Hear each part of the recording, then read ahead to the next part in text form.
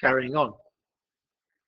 After the defeat of the first Persian invasion in 490 BC, this is no more than a minor setback to the Persians. This is not a major invasion. This is not the full force of the Persian Empire.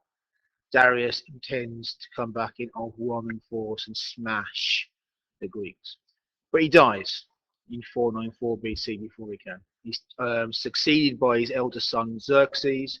He also plans to conquer Greece. Perhaps his plan is conquer Greece for revenge. Perhaps his plan is to conquer Greece because this is what empires have got to do. It's the next logical place to expand the Persian Empire. But anyway, he certainly plans to invade and conquer at least parts of Greece.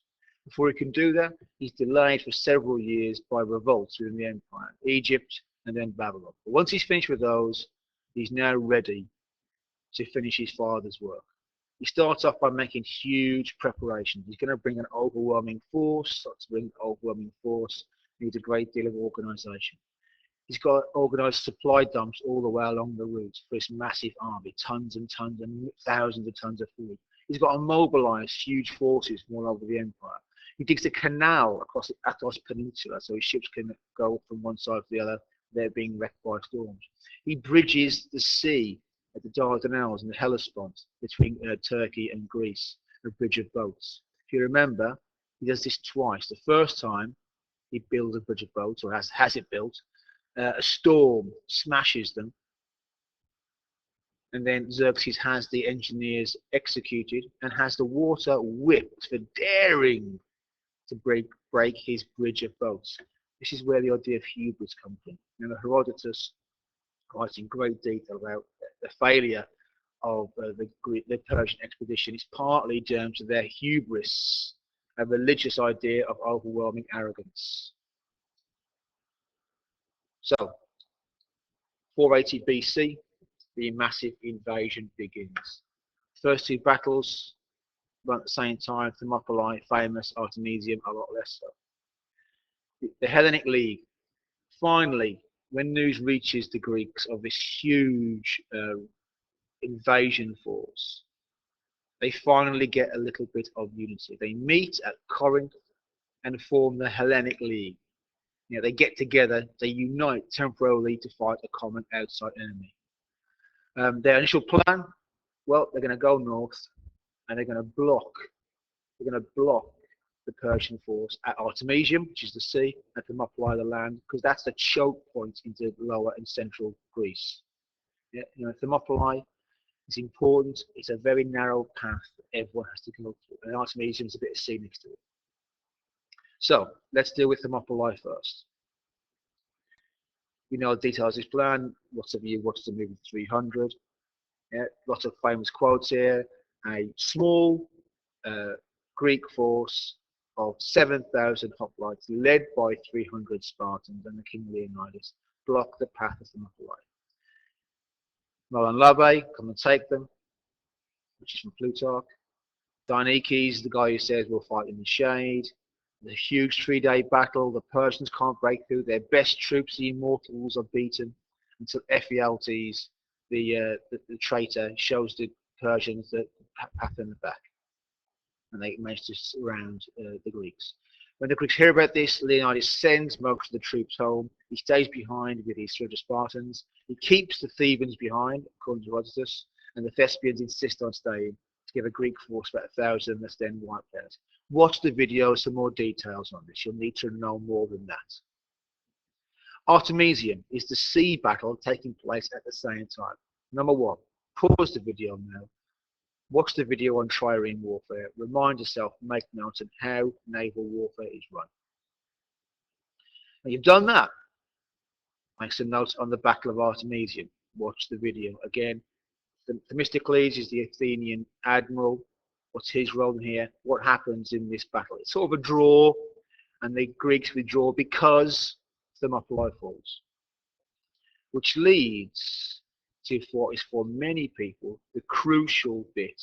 For some historians, the crucial battle of the whole campaign is the sea battle at Salamis later on, sort of September 480 BC. Whether or not this is the big one, it depends on your point of view. So, first off, watch the video, make a note of the forces. How many ships on both sides? How many men on the ships? Where are the ships from? You know, is the Persian Navy the Persian Navy? Where are the Greek ships? Where they come from? Who brings what? Then what's the Greek plan? Remember the Greek plan, Themistocles' plan. He needs the Persians to come after them into Salamis. Watch the videos on Salamis, look at the maps. They need the Persians off the open sea and into a narrow piece of water, because the Persians are better at the Phoenicians are better at this than them. So they need to fight them where there's no space, but they can't use their better skills, their better ships. So it's just a smashing match. That's the Greek plan. How does it come about? Cunning Themistocles. Yeah? The politician and general and admiral from Athens, the liar, the unscrupulous one, the guy who lied to the Athenians to fool them into building ships in time, the guy who sent his slave to see the Persians before the battle to say, Themistocles is swapping sides, the Greeks are running, come quick. Xerxes falls for it and sends his ships into Salamis, into the Strait of Salamis, which asks for the battle to take place. And then, pause the video now, pause this now, watch the video on Salamis and make some notes about the battle. It's quite a confused one, because I wrote it quite badly. You know, Artemisia, various rammings, blah, blah, blah. You explain it all, please. And then we go on to the Battle of Plataea, which is the next year, which again, for other historians, this is the important one. So after Salamis, Xerxes runs back to Persia with the fleet, but he leaves a huge army behind him with his cousin Mardonius in command. Watch the video. Tell me how large is Mardonius' force. Then, what's his plan? He spends the winter trying to get various Greek states to turn each other, to Medize, to become allies with the Persians. Some do, most don't. The Spartans are very slack about committing their forces this year, and the Athenians threaten to Medize. In response to that, the Spartans agree to fight. So in spring 479 BC, Mardonius sends his forces to attack Athens again. Athens is burnt to the ground again. The people of Athens flee to Salamis again. But this time there's no sea battle, because a huge Greek army is coming this time. Mardonius retreats to Boeotia, which is the northern part of central Greece, where it's slightly flatter land where he can use his cavalry. The Greeks follow him, led by the regent Pausanias. Leonidas is dead, his son's too young, so they have a regent to rule the Spartans, to command the Spartans. It's a huge Greek force, about 40,000 men, various other Greeks in charge. Watch the video, make some notes about who's there. Battle takes place over quite a long time. First phase, couple of weeks, the two sides are lined up, neither side wishing to face each other. Greeks are in the hills, Persians on the plains. Neither side wants to leave their positions to fight. They harass each other. Watch the video, make some notes about that. A couple of famous incidents occur during this 12 days. Then, you need to watch the video on the main Battle of Plataea between days 12 to 14. Some quite confusing series of maneuvers. The Spartan, called the Mophistatus, takes a big part in this. But it ends up with a huge infantry battle between large Persian forces and the combined Greek forces, of which the Persians are smashed. And you'll need to form an opinion as to why the Persians are smashed in this battle. And finally, the Battle of Mycale, which is said to have happened at exactly the same time as Plataea, though that's is doubted. It takes place in Ionia, in the Persian Empire. The Greeks are actually on the defensive.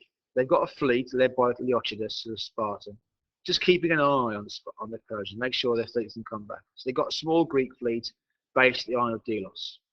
Then they hear from the Samos, that the Persians, most of them have gone home, and what they got left is demoralized and battered, and they're not going to fight. And the Samians tell them they've retreated to Mekane. They've put their ships on the beach and they've got a stockade around it. It's pure defense. So Leochidas and the Greeks decide to attack them. Again, watch the video now. Give me the details of the battle. Don't know that much about it, so I won't take it very long. And importantly, significance of this battle. It's the first time the Greeks have attacked the Persians in Persia. It's the first time the Greeks have attacked Persian territory. They're not defending themselves, they're now attacking.